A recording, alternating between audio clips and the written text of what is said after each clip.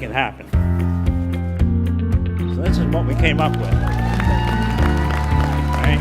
This is what we came up with.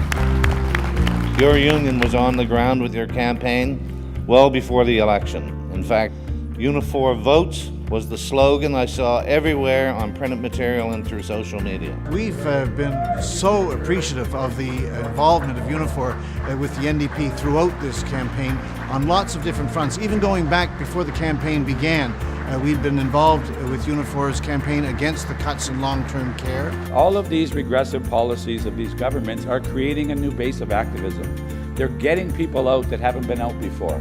When we targeted the ridings in the Nova Scotia election, and there was 150,000 postcards sent out about that long-term care campaign in those ridings, that made a difference in this election. It did.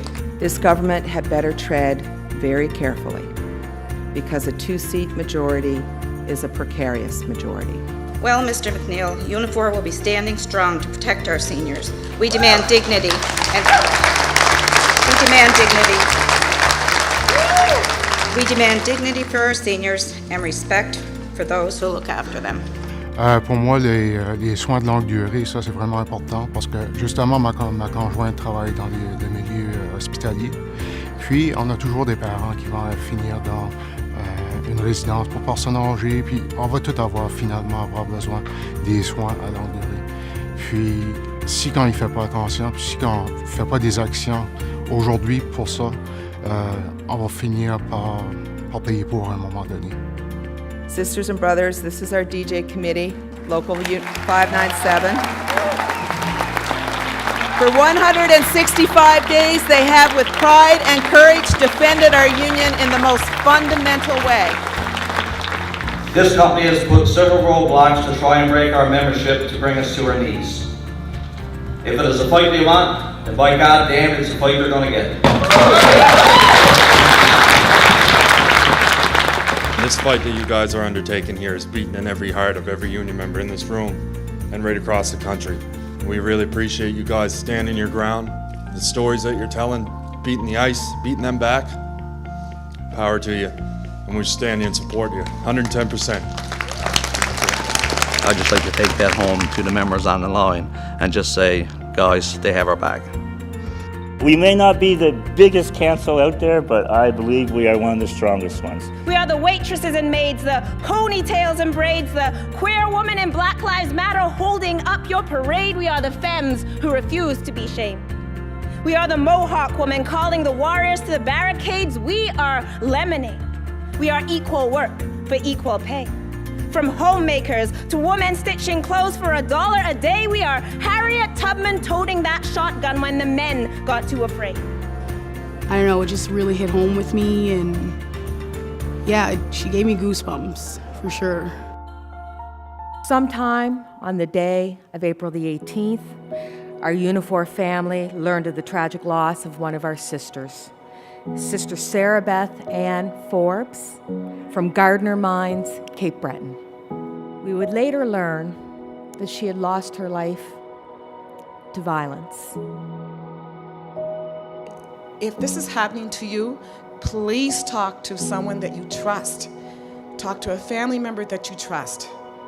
As a union, we have to continue to push forward the rights of all, and make no mistake, it's a human right for all people to live without fear of physical and verbal abuse in their homes. Thank you, sister. Give an East Coast welcome. 61% of all Canadians earn less than the average wage.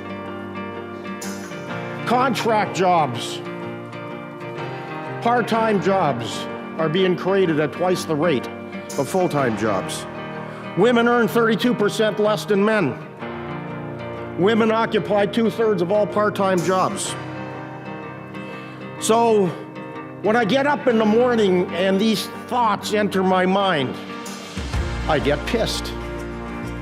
We got to fix these things, because that's why we were born in the first place.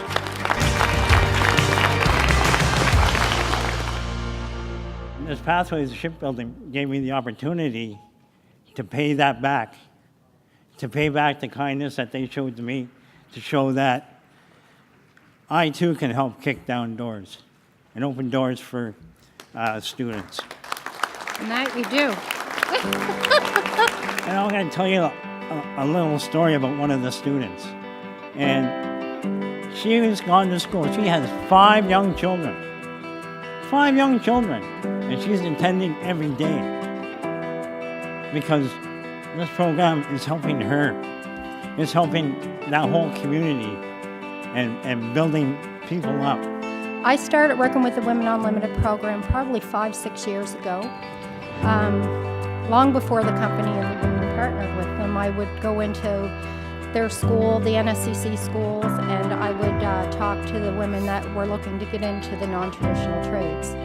And I can proudly say, Monday, June 5th, they're all being hired in the Halifax shipyards.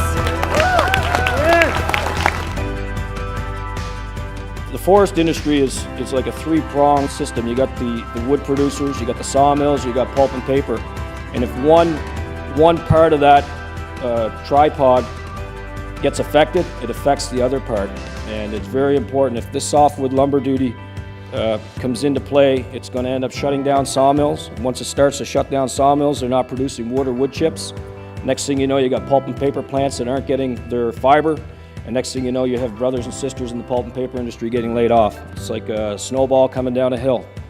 So we need to push back hard on this. Unifor is doing a great job. They're out there, as Jerry talked about this morning. He was out in Washington. We just need to get behind this and in all of our municipalities, and we need to lobby hard to stop this before we end up having a lot of people negatively affected.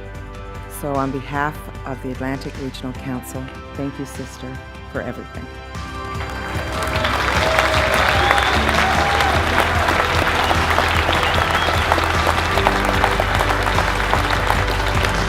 So today is a new day in Nova Scotia. Today our fight for justice and respect for our members and for all working people starts anew. And we do it with our heads held high and with the courage of our convictions.